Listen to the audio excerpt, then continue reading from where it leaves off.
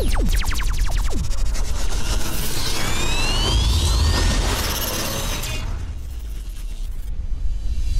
temperatura. El sensor de temperatura tiene la función específica de monitorear, en todo caso, la temperatura del motor. ¿Cómo lo vas a realizar esto? Obviamente a través de medir la temperatura del refrigerante e indirectamente lo va a hacer en el motor, ¿no es cierto? Entonces el sensorcito tiene esa función específica. Ahora, otra cosa que nos debemos preguntar, eso es la función, ¿no es cierto? ¿Para qué lo utiliza este sensor? ¿Para qué lo utiliza en todo caso, esa información, en todo caso, que va a utilizar, ¿no es cierto? ¿Para qué lo va a utilizar la computadora del vehículo? Eso es lo que debemos entender, este sensor. ¿Qué lo va a hacer con esta información? ¿No es cierto?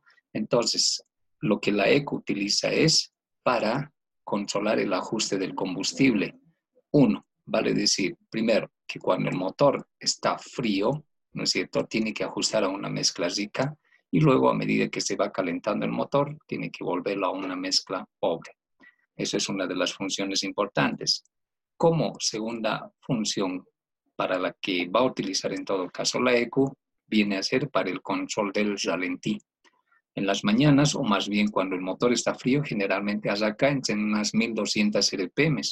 Y luego, cuando el motor ya está caliente, dependiendo del motor, de esas 1200 que son aproximadamente, va descendiendo, ¿no es cierto?, hasta 1900, 800 y así sucesivamente va bajando las RPM. Entonces, dependiendo si el motor fuera, por ejemplo, 600 RPM, entonces lo detiene en esas 600 RPM y el ralentí se estabiliza en ese punto. ¿Ok? Eso es una segunda función. Y una tercera función está en el control, también para los ventiladores, por si acaso. La ECU lo que debe hacer es controlar los ventiladores, no se olviden. Esto es bien importante porque a la hora cuando el motor está frío, ¿no es cierto?, ustedes saben, los ventiladores no se encienden, pero llega a una cierta temperatura y es cuando los ventiladores sí o sí se deben encender, ¿no es cierto? Entonces, eso es bien importante. ¿Ok? Entonces, entre otras, esa también, la del control del avance al encendido indirectamente, ¿listo? Que lo hace juntamente con el ajuste de la dosificación de combustible. Esas son las 4 funciones importantes para las que la utiliza la ECU, ya la señal del sensor de temperatura. No se vayan a olvidar, esto es bien importante, tiene que hacer el ajuste en todo caso el sensor, ¿no es cierto? Bien, ahora, en la parte del sensor, nosotros entendemos lo siguiente. El sensor generalmente se conocen de 2 tipos, por si acaso, jóvenes. Ya es el sensor, como pueden ver ustedes acá, es simplemente un termistor, ¿no es cierto? Acá tenemos un termistor, ya sea un sensor de temperatura de refrigerantes, sensor de temperatura de aire, sensor de temperatura de gases de escape, prácticamente tienen un termistor. Pero también hay otros sensores, por si acaso, como el sensor de temperatura de aceite, por si acaso. También el sensor de temperatura de batería, también es otro sensor. También otro sensor que es el de temperatura de combustible. Entonces, todos estos sensores prácticamente manejan un termistor, ¿sí? Y si utilizan un termistor, por lo tanto, van a utilizar también un componente que va a poder, tiene que ser modificado constantemente su resistencia y su valor de voltaje. ¿Ok? Bueno, entonces, a ver, veamos, necesito este componente acá. Fíjense, en este momento yo tengo acá una pizarra. Ya, hay 2 tipos de sensores por si acaso. Un sensor que lo llamamos sensor de tipo NTC, ¿ok?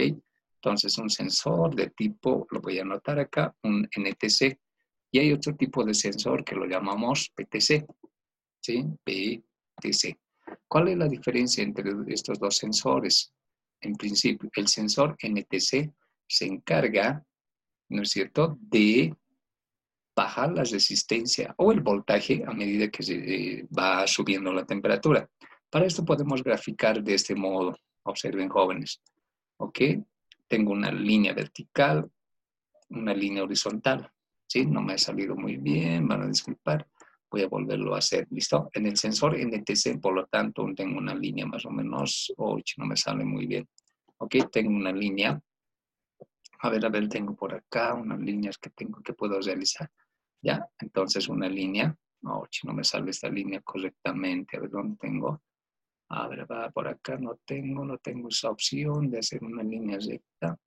Ouch, no tengo esa opción. Bueno, lo haremos de nuevo. Lo borro esto y voy a hacer listo. Tengo una línea vertical y una línea horizontal. En la línea vertical voy a poner obviamente las mediciones en ohmios y luego acá voy a poner la temperatura, ¿no es cierto? Ahora fíjense algo bien importante. En un sensor que viene a ser de coeficiente negativo, prácticamente esto baja. ¿Qué significa esto? Que a medida que el motor va calentando, va subiendo la temperatura, entonces dice que la resistencia también va cayendo. Entonces a esto se lo llama un sensor de coeficiente de temperatura negativo, ¿sí? Ahora, ¿cuál es la diferencia en el sensor de coeficiente de temperatura positivo? Francamente la gráfica me viene a ser similar, ¿sí? También ponemos acá el valor en ohmios, que es resistencia. Generalmente esto se mide en kiloohmios, pero ahí pues tenemos el parámetro y luego tenemos la temperatura. La diferencia dice que es que a medida que el motor va calentando en estos sensores, la resistencia dice que va subiendo. Esa es la diferencia entre estos dos sensores que tienen que tener muy en cuenta ustedes. Ya un sensor de tipo NTC, su resistencia baja a medida que calienta el motor, y un sensor de tipo PTC, su resistencia sube a medida que va calentando el motor. ¿Ok? Entonces, tienen que tomar muy en cuenta estas diferencias principales entre estos dos tipos de sensores. ¿Ok? Siguiente punto bien importante. ¿Para qué lo utiliza la EQ? ¿Para qué lo utiliza la EQ? Ya, el sensor de temperatura. Pero antes de ello, nosotros debemos entender lo siguiente. ¿Cuánto es la temperatura ideal de funcionamiento del motor? En este punto, prácticamente muchos se difieren, ¿no es cierto? No hay, digamos, un valor uniforme en el cual todos podemos mencionar. Algunos me dirán la temperatura es de 70 grados, otros me dirán de 80, 85, 90, 100, 150 grados, etc. Sin embargo, siempre yo les doy el ejemplo. En nuestro sistema biológico de nosotros, ¿no es cierto? Nosotros funcionamos a una temperatura ideal aproximadamente entre unos 36.5 grados, que si de esa temperatura nosotros subimos, ¿no es cierto? Que puede ser 36 grados más o menos, que subimos, a eso lo llamamos fiebre, ¿verdad? Y si esa temperatura llega a descender, que prácticamente eso lo llamamos hipotermia, ¿verdad? En cualquiera de los casos, prácticamente nosotros tenemos síntomas que prácticamente no es bueno para nosotros, para nuestra salud, ¿no es cierto? Nos afecta. Tomando esta consideración, lo mismo es para los motores, por si acaso. Los motores vienen desde fábrica, ¿no es cierto?, con un valor térmico en el cual deben funcionar, porque el fabricante primero tiene que pensar ciertos puntos. No se olviden que dice el fabricante que piensa en lo siguiente: menor consumo de combustible, ¿no es cierto? Menor consumo de combustible, ¿ok? ¿Qué más? ¿Qué más dice el fabricante? El fabricante dice que debe tener la mejor potencia, ¿no es cierto? Obtener la mayor potencia del motor con un menor consumo de combustible. Otro aspecto que toma el fabricante viene a ser reducir prácticamente las emisiones, del motor, ¿no es cierto? Las emisiones del motor. Esos tres aspectos son bien importantes que considera el fabricante, ¿no es cierto?, cuando está aplicando su tecnología en su fabricación. Si esto prácticamente no lo considera, entonces prácticamente, fíjense, nosotros ponemos que nuestro motor obviamente va a estar funcionando a una temperatura en la que queramos, ¿no es cierto? Puede ser 60 grados, puede ser 70 grados, puede ser 80 grados, no sé. Entonces, la temperatura igual, al igual que del cuerpo humano, nosotros ponemos entonces, oscila pues entre valores de entre 85 y 90 grados, por si acaso. Esa es la temperatura aproximadamente a la que debe trabajar nuestro motor, ¿ok? Ahora, un detalle bien importante. Tú dices, ¿no es cierto? El motor resulta que debería trabajar, ¿no es cierto?, en unos 70 grados. no se olviden, estos 70 grados directamente van a afectar a lo que cuando la ECU hace un ajuste, ¿sí? Hace un ajuste acá de la dosificación, entonces también dice, está 0 grados, luego alcanza una temperatura cuando ya está caliente. Entonces, si el motor está frío, digamos por acá, esta franja, digamos, entonces resulta que el motor prácticamente va a trabajar, vamos a decirlo más o menos tibio. Si trabaja así, obviamente el consumo de combustible va a aumentar. ¿Se dan cuenta? Indirectamente esto, por lo tanto, llega a afectar. Punto número 2 que es bien importante a considerar. El motor tiene que trabajar a una temperatura, pero veamos qué sucede con el agua. El agua, ¿cuántos grados hace ebullición acá en la ciudad de La Paz?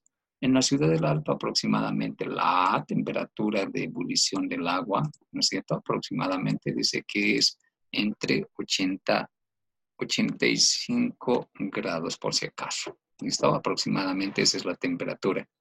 Pero no nos olvidemos que la temperatura a la que hace ebullición, es decir, de 85, ¿no es cierto?, a la que el motor trabaja es aproximadamente 90 grados. Y en algunos casos incluso la temperatura tiene que subir más de 100 grados. Entonces, si esa es la temperatura a la que tiene que subir el motor, entonces, ¿cómo? Ahora aquí viene la pregunta, ¿cómo es lo que logra alcanzar de 85 a los 90 o 100 grados? Esa es una pregunta que hay que respondernos porque nosotros cuando trabajamos en el motor pensamos directamente que, bueno, el motor funciona y tiene características y listo, hasta ahí nos limitamos, pero hay que entender esto cómo hace. Entonces, justamente para ello es que justamente se aplica, por si acaso se aplica, estrategias. Una de las estrategias es utilizar, primeramente, la presurización. ¿Qué significa eso?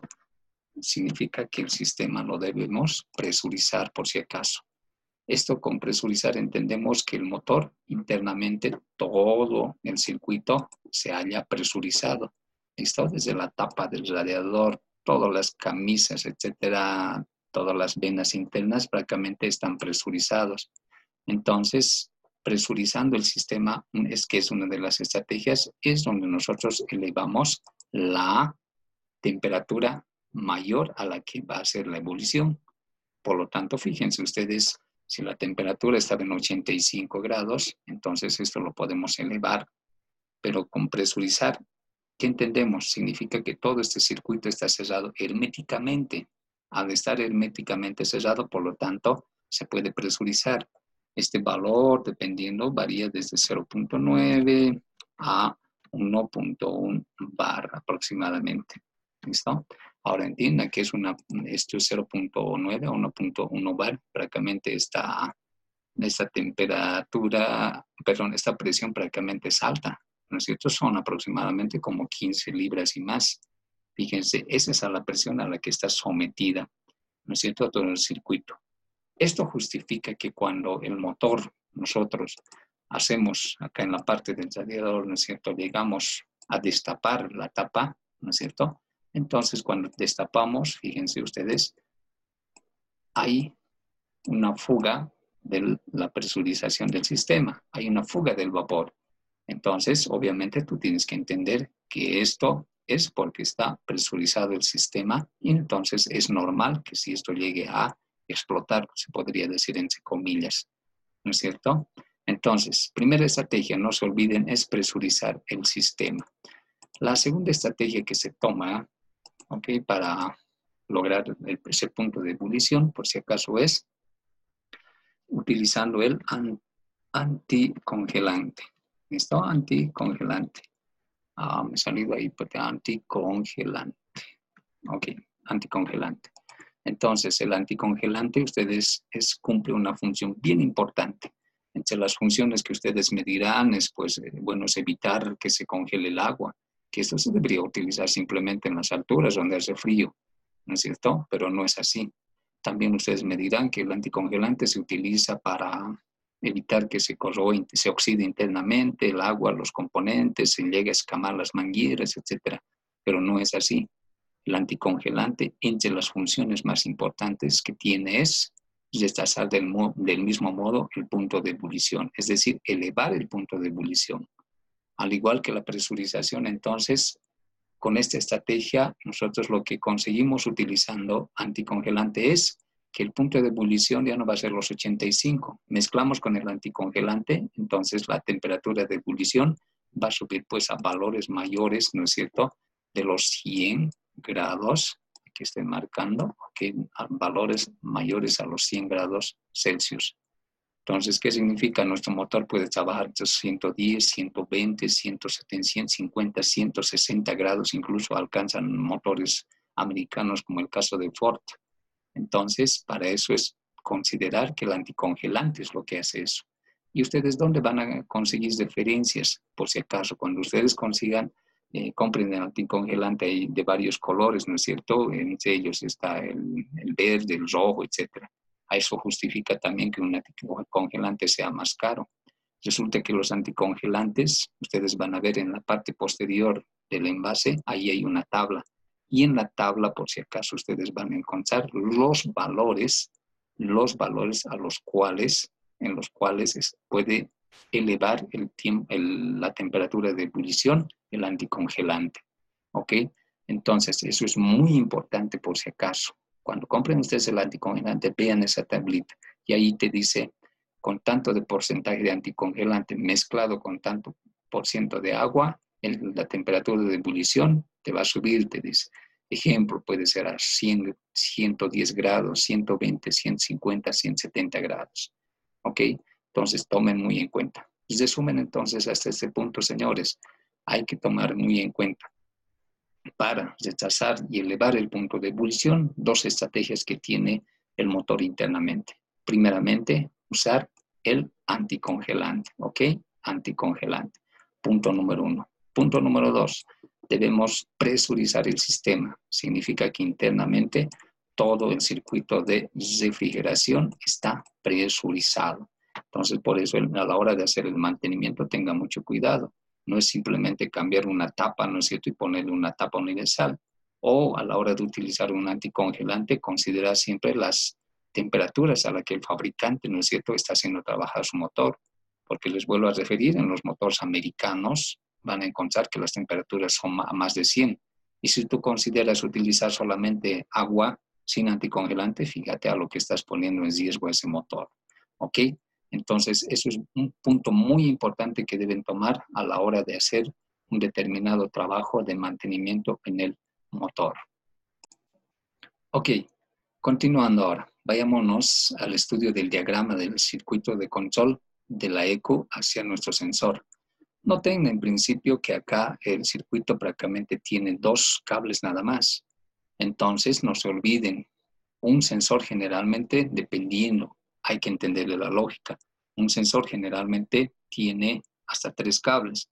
Y ustedes saben bien que entre esos 3 cables tengo un voltaje constante, luego tengo un voltaje señal y finalmente tengo un negativo, tierra, etcétera, que nosotros lo ponemos con GND, ground, ¿verdad? O en este caso viene a ser la masa, ¿no es cierto? Entonces, estos son los 3 cables que generalmente se utilizan en un sensor, dependiendo ahora del sensor. Pero aquí viene a ser la pregunta, yo solamente veo 2 cables. Bueno, aquí dice la alimentación que tiene de 5 voltios, ¿no es cierto? Ahí va y por ahí va a ir los 5 voltios, ¿verdad? Entonces, ¿por dónde ahora regresa el voltaje señal? ¿No es cierto? Y acá tenemos para cerrar el circuito, obviamente tenemos el negativo. Pero la pregunta es por dónde regresa ahora el voltaje señal, ¿no es cierto? Entonces, en nuestros circuitos ocurre lo siguiente. Acá hay que entender esto. ¿Listo? ¿Qué es lo que pasa con este voltaje que va a ser de referencia o de alimentación hacia nuestro sensor? Para entender esto, vamos a un poquito analizar el circuito, cómo está estructurado de nuestro sensor. Miren, yo tengo acá un sensor por acá y tengo otro sensor por acá. ¿Ok? Entonces, estos dos sensores, fíjense, prácticamente, perdón, estas dos resistencias que tengo, uno que está en la parte del sensor y otra resistencia que se encuentra dentro de la PCM o dentro de la ECU. Veamos cómo trabajan y cómo se logra obtener ese valor de variación de voltaje. ¿Ok? Vayamos a esa parte. A ver, vamos a buscar una aplicación. Bien, aquí yo estoy utilizando un software para explicar un poquito. Acá tengo las dos resistencias por si acaso. ¿Listo? Tenemos una conexión en serie. Entonces, para esto vamos a ver qué es un divisor de tensión. Por si acaso esto es entenderlo por si acaso.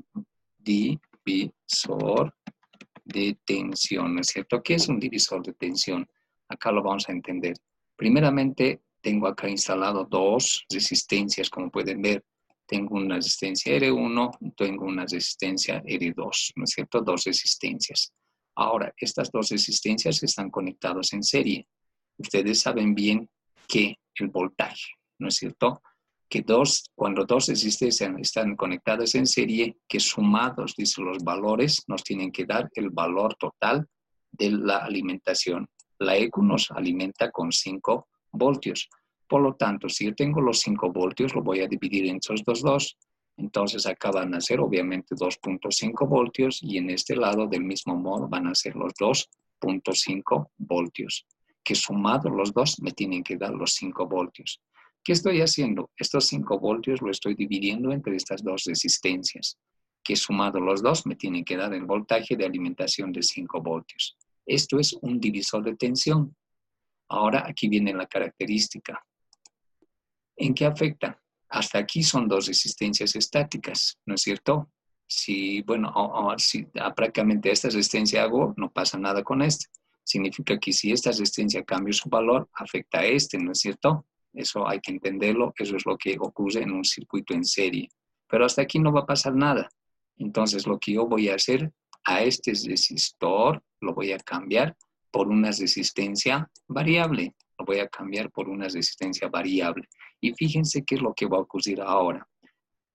Vayamos entonces a esto. Miren, yo tengo armado y acá en este otro espacio tengo grabado otra resistencia. Dos resistencias acá. Pero acá estoy utilizando una resistencia variable que va a simular en todo caso a una resistencia variable. ¿Listo? Esto va a ser el termistor. ¿Listo? Vamos a simular con esto que sea el termistor. Entonces, ¿qué es lo que va a hacer el termistor? El termistor, como es una resistencia variable, manualmente yo lo voy a controlar y van a ver qué es lo que sucede a ustedes. Fíjense, volviendo primero al primer gráfico. Yo lo hago correr esto. Ahí está, en el primer circuito que yo tengo acá.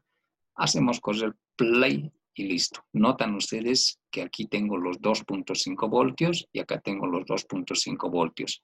Y esos valores de voltaje que sumados los dos dicen nos dan los 5 voltios, midiendo con un voltímetro.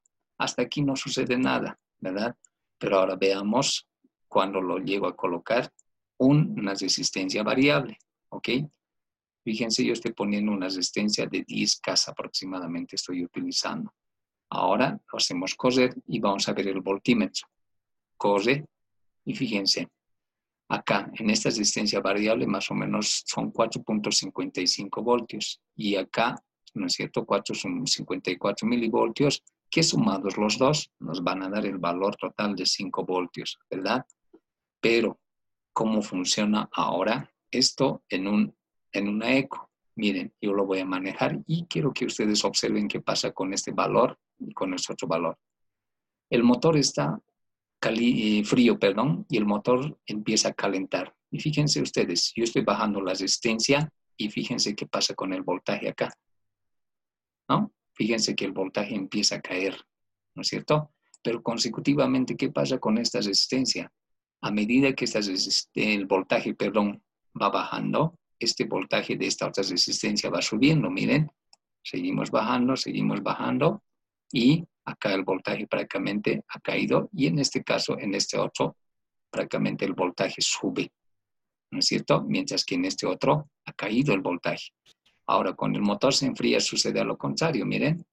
El voltaje, en este caso, aquí, ¿no es cierto? Va subiendo, fíjense, va subiendo el voltaje y en este otro va cayendo. ¿Ven? Entonces, es lo que sucede cuando se utiliza el termistor en el circuito del sensor de temperatura del refrigerante. Esto es lo que tenemos que entender. A esto es lo que se lo llama un divisor de tensión. ¿Listo? Esto hay que entenderlo muy bien. Pero ahora este componente, obviamente para nosotros, no se olviden, ahora esto lo vamos a llamar nosotros, este va a ser el termistor. Y esta otra resistencia es la que se va a encontrar en la eco, ¿no es cierto? Esto es lo que se va a encontrar en la misma eco, ¿no es cierto? Ok, entonces eso no se olviden, de ese modo lo vamos a entender, ¿ok? Bien, volviendo por lo tanto, ¿no es cierto?, al circuito que lo habíamos dejado, por lo tanto, ahora si ustedes ya entienden, esto es como si fuera la resistencia variable, ¿no es cierto? Que al subir o bajar la resistencia, obviamente esto por efecto de la temperatura, ¿no es cierto? Entonces lo que va a afectar es que su voltaje vaya subiendo o vaya bajando, ¿no es cierto?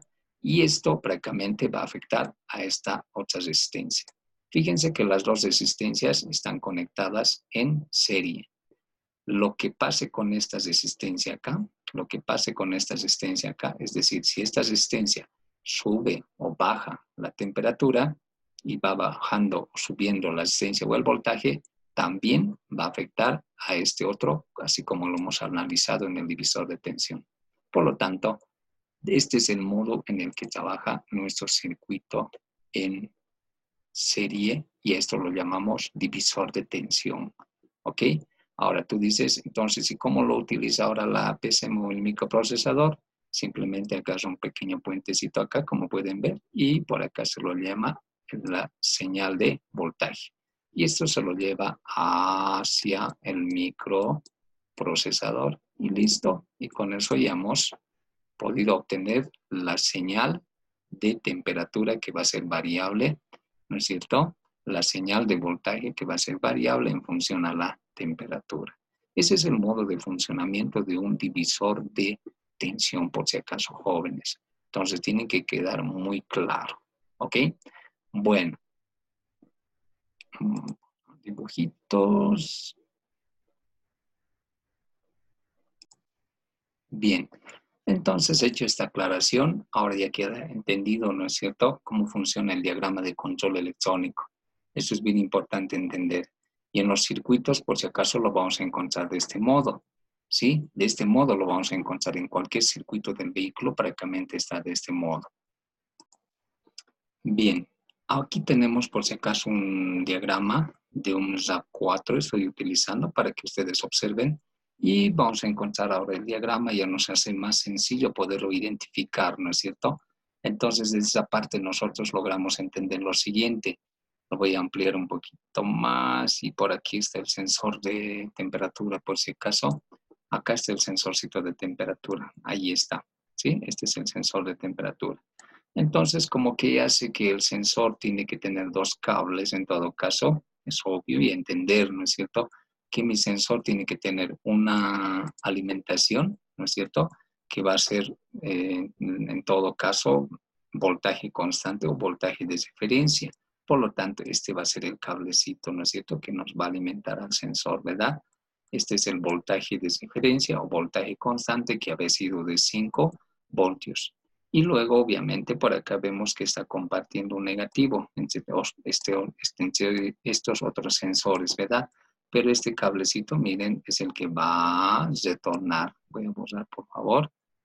Ahí está. Entonces, este cable va a ser el de voltaje de alimentación y este cable va a ser, obviamente, el negativo. Y listo, ahí ya tenemos nuestro circuito para el control electrónico del sensor de temperatura.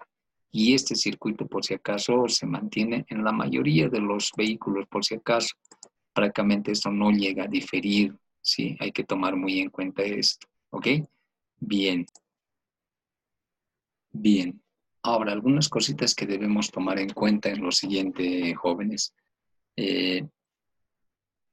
Muy importante, por si acaso.